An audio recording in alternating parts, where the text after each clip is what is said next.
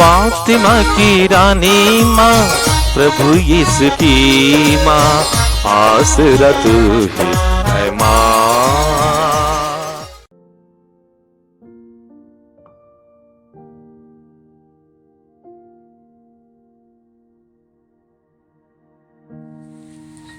पहला पाठ प्रेरित चरित्र अध्याय 9 पद संख्या 26 से 31 तक। पौलुस यरूशलेम पहुंचा और शिष्यों के समुदाय में सम्मिलित हो जाने की कोशिश करने लगा, किंतु वे सब उससे डरते थे, क्योंकि उन्हें विश्वास नहीं हो रहा था कि वह सचमुच यीशु का शिष्य हो गया है। तब बरनबास ने उसे प्रेरितों के पास ले जाकर उन्हें बताया कि पौलुस ने मार्ग में प्रभु के दर्शन किए थे और प्रभु ने उससे बात की थी, और यह भी बताया कि पौलुस ने दमिश्क में निर्भीकता से यीशु के नाम का प्रचार किया था। इसके बाद पौलुस यरूशलेम में प्रेरितों के साथ आने जाने लगा और निर्भीकता से यीशु के नाम का प्रचार करता रहा। वह यूनानी भाषी यहूदियों से बातचीत और बहस किया करता था, किंतु वे लोग उसे मार डालना चाहते थे। जब भाइयों को इसका पता चला तो उन्होंने पौलुस को कैसरिया ले जाकर तरसुस भेजा। उस समय समस्त यहूदिया, गलीलिया तथा समारिया में कलीसिया को शांति मिली। उसका विकास होता जा रहा था और वह प्रभु पर श्रद्धा रखती हुई और पवित्र आत्मा की सांत्वना द्वारा बल प्राप्त करती हुई बराबर बढ़ती जाती थी। यह प्रभु की वाणी है। ईश्वर को धन्यवाद। भजन अनुवाक्य। हे प्रभु, मैं भरी सभा में तेरी स्तुति करूंगा। हे प्रभु, मैं भरी सभा में तेरी स्तुति करूंगा। मैं प्रभु भक्तों के सामने अपनी मन्नतें पूरी करूंगा। जो दरिद्र है वे खाकर तृप्त हो जाएंगे। जो प्रभु की खोज में लगे रहते हैं वे उसकी स्तुति करेंगे। उनका हृदय सदा ही आनंदित रहेगा। अनुवाक्य। हे प्रभु, मैं भरी सभा में तेरी स्तुति करूंगा। हे प्रभु, मैं भरी सभा में तेरी स्तुति करूंगा। समस्त पृथ्वी के निवासी प्रभु का स्मरण करेंगे और उसके पास लौट आएंगे। सभी राष्ट्र उसे दंडवत करेंगे। पृथ्वी के सभी शासक उसके सामने नतमस्तक होंगे। सभी मनुष्य उसकी आराधना करेंगे। अनुवाक्य। हे प्रभु, मैं भरी सभा में तेरी स्तुति करूंगा। हे प्रभु, मैं भरी सभा में तेरी स्तुति करूंगा। मैं उसके लिए जीता रहूंगा और मेरा वंश उसकी सेवा करता रहेगा। वह बाद की पीढ़ियों के लिए प्रभु के कार्यों का बखान करेगा और आने वाले राष्ट्रों के लिए प्रभु की दया घोषित करेगा। अनुवाक्य।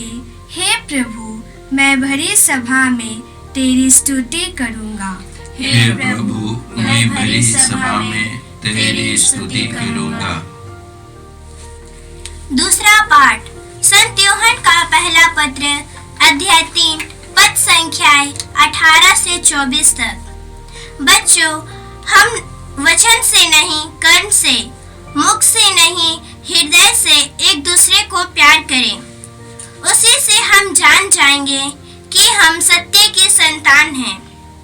और जब कभी हमारा अंतःकरण हम पर दोष लगाएगा तो हम ईश्वर के सामने अपने को आश्वासन दे सकेंगे, क्योंकि ईश्वर हमारे अंतःकरण से बड़ा है और वह सब कुछ जानता है। प्यारे भाइयों, यदि हमारा अंतःकरण हम पर दोष नहीं लगाता है तो हम ईश्वर पर पूरा भरोसा रख सकते हैं। तो कुछ हम उससे मांगेंगे वह हमें वही प्रदान करेगा, क्योंकि हम उसकी आज्ञाओं का पालन करते हैं और वही करते हैं जो उसे पसंद करते हैं। और उसकी आज्ञा यह है कि हम उसके पुत्र यीशु मसीह के नाम में विश्वास करें और एक दूसरे को प्यार करें, जैसा कि उसने हमें आदेश दिया है। जो ईश्वर की आज्ञाओं का पालन करता है वह ईश्वर में निवास करता है और ईश्वर उसमें। और हम जानते हैं कि वह हम में निवास करता है, क्योंकि उसने हमको अपना आत्मा प्रदान किया है। यह प्रभु की वाणी है।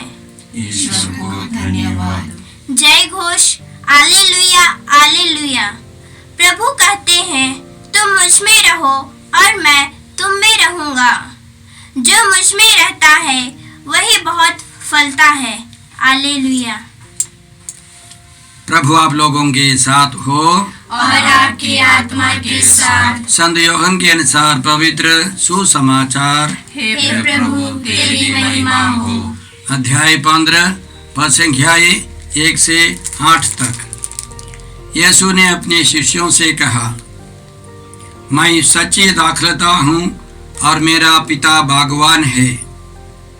वह उस डाली को जो मुझ में नहीं फलती काट देता है और उस डाली को जो फलती है छांटता है, जिससे वह और भी अधिक फल उत्पन्न करे। मैंने तुम लोगों को जो शिक्षा दी है उसी के कारण तुम शुद्ध हो गए हो। तुम मुझ में रहो और मैं तुम में रहूँगा। जिस तरह दाखलता में रहे बिना डाली स्वयं नहीं फल सकती, उसी तरह मुझ में रहे बिना तुम भी नहीं फल सकते। मैं दाखलता हूँ और तुम डालियाँ हो। जो मुझ में रहता है और मैं जिसमें रहता हूँ वही बहुत फलता है, क्योंकि मुझसे अलग रहकर तुम कुछ भी नहीं कर सकते। यदि कोई मुझ में नहीं रहता तो वह सूखी डाली की तरह फेंक दिया जाता है। लोग ऐसी डालियां बटोर लेते हैं और आग में झोंककर जला देते हैं। यदि तुम मुझ में रहो और तुम में मेरी शिक्षा बनी रहे तो तुम जो चाहो मांगो वह तुम्हें दिया जाएगा। मेरे पिता की महिमा इससे प्रकट होगी कि तुम लोग बहुत फल उत्पन्न करो और मेरे शिष्य बने रहो। प्रभु का सुसमाचार। हे ख्रिस्त तेरी स्तुति हो।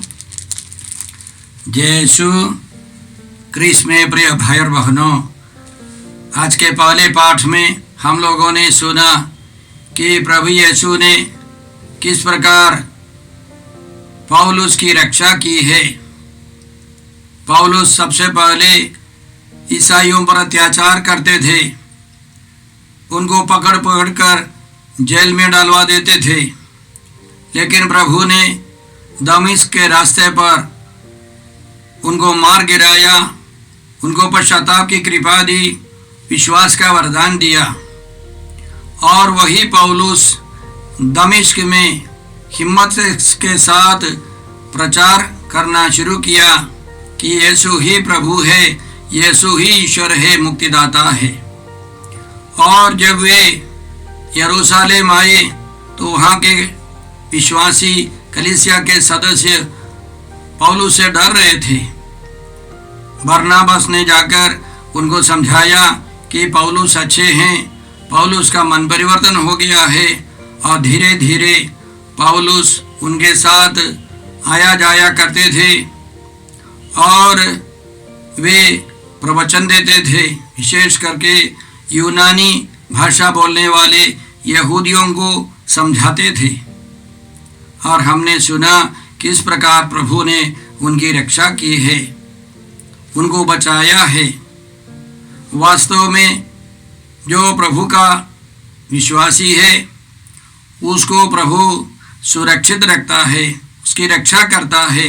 विशेषकर जो प्रभु का सुसमाचार सुनाता है उसको ईश्वर विशेष रूप से सुरक्षित रखता है।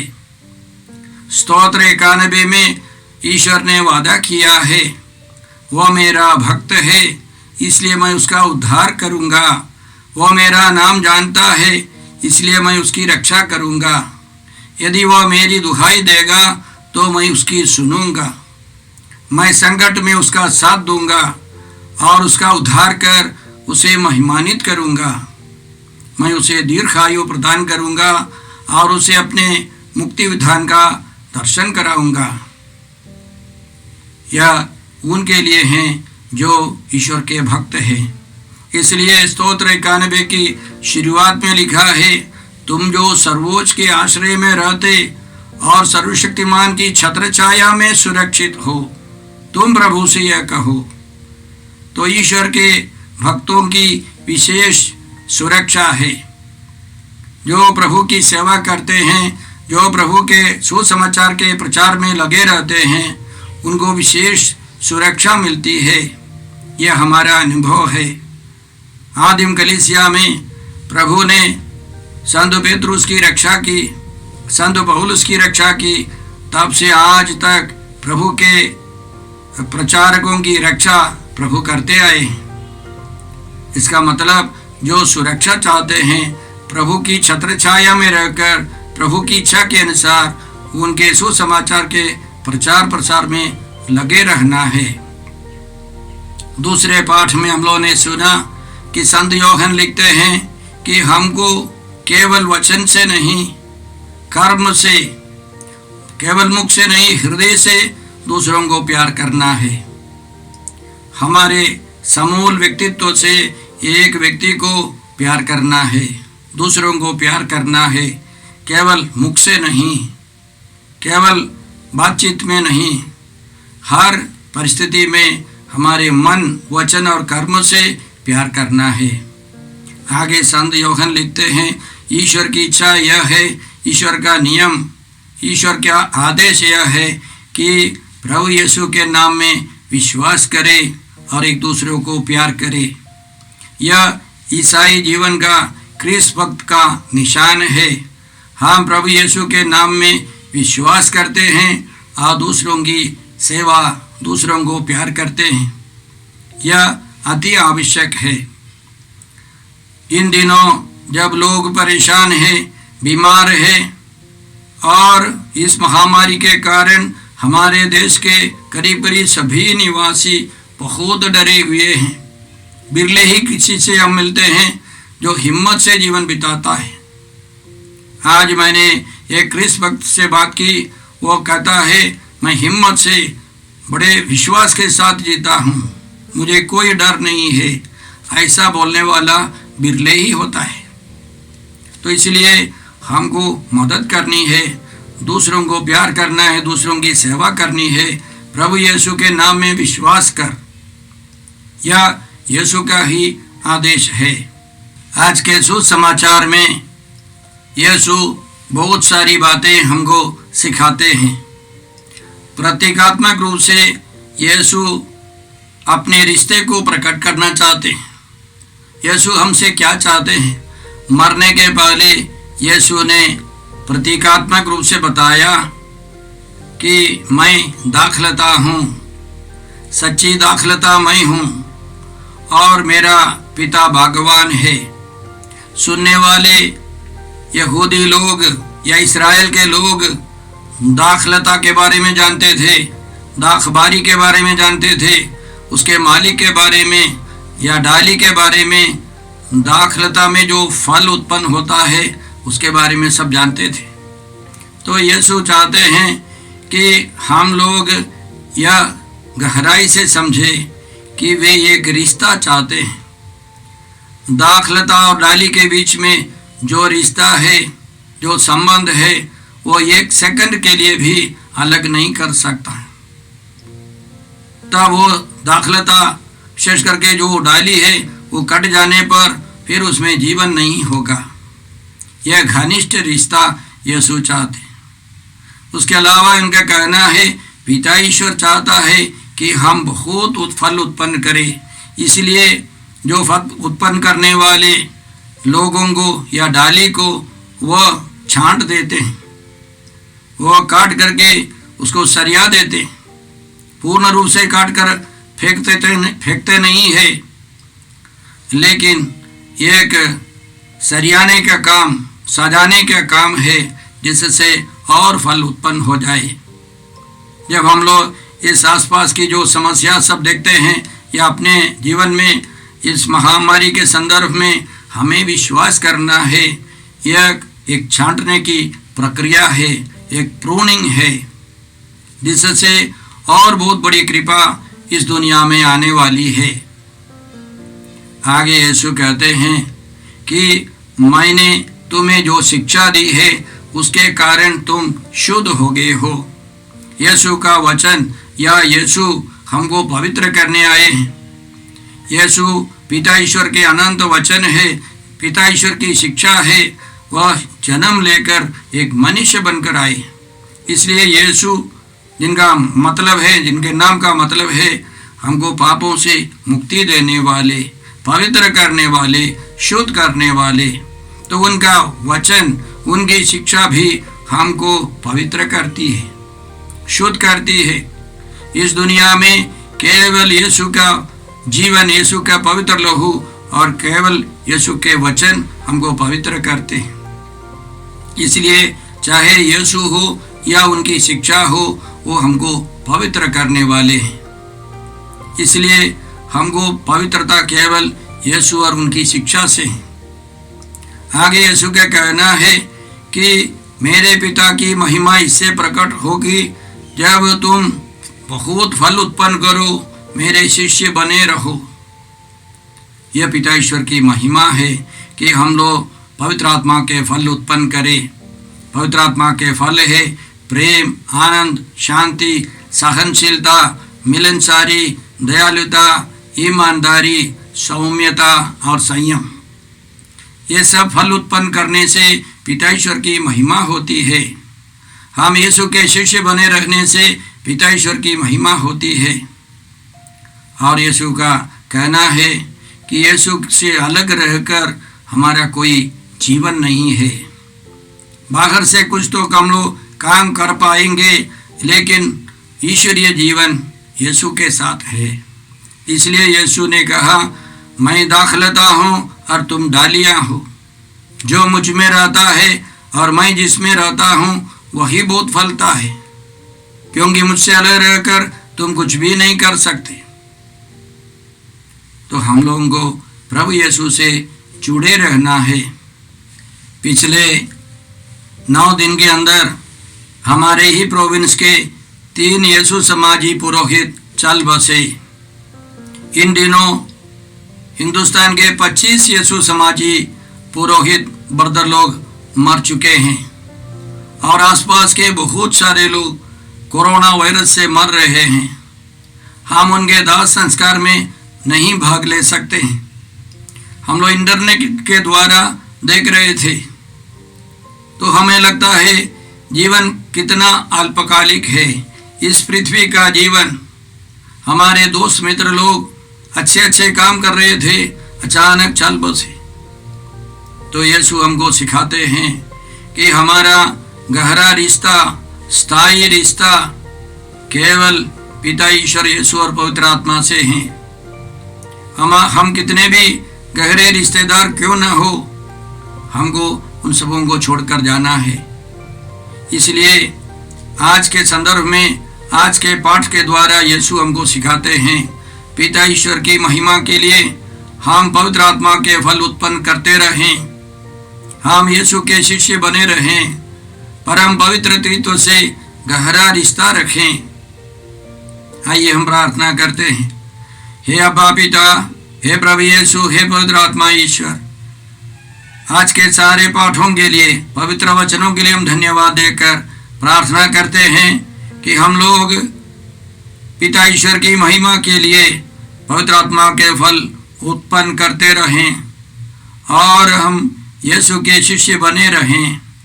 हम यह प्रार्थना करते हैं प्रभु क्रिस्त के द्वारा, आमीन। हमारे प्रभु यीशु क्रिस्त की कृपा, ईश्वर का प्रेम और पवित्र आत्मा का साहचर्य आप सबों को प्राप्त हो। आमीन। जय यीशु क्रिस्त में प्रिय भाई और बहनों, प्रभु यीशु ने हमें आदेश दिया है संसार के कोने कोने में जाकर सारी सृष्टि को सुसमाचार सुनाओ। सुसमाचार सुनने के लिए और सुनाने के लिए एक अच्छा मौका है। आप कृपया इस चैनल का सब्सक्राइब करें, लाइक करें, शेयर करें, बेल आइकन दबाएं ताकि यहाँ की नई वीडियोस की सूचना आपको मिलती रहेगी। साथ साथ आप दूसरों को भी प्रेरणा दें इसका सब्सक्राइब करने के लिए। याद रखें, कल के मिसा के दैनिक पाठ और उस पर टिप्पणियाँ आज ही दोपहर के बाद हम लोग अपलोड करते हैं। कृपया आज ही उसको सुनकर कल की तैयारी करें। प्रभु यीशु आपको और आपके परिवार को 100 गुनी आशीष देंगे। जय यीशु।